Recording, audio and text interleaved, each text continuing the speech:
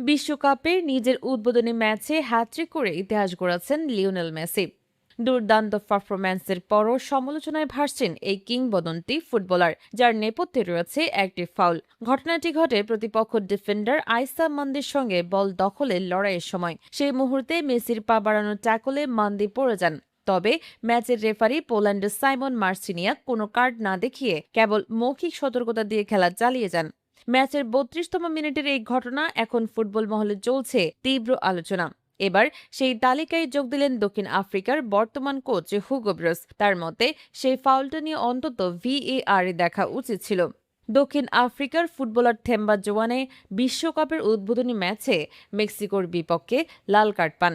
পরবর্তী ফিফার শৃঙ্খলাজনিত কমিটি তাকে ৩ ম্যাচের জন্য নিষেধাজ্ঞা দেয়। হুগো ব্রুস দুটো ঘটনাকে সামনে টেনে এনে বলেন, থেম্বার লাল কার্ডটি ছিল অতিরিক্ত।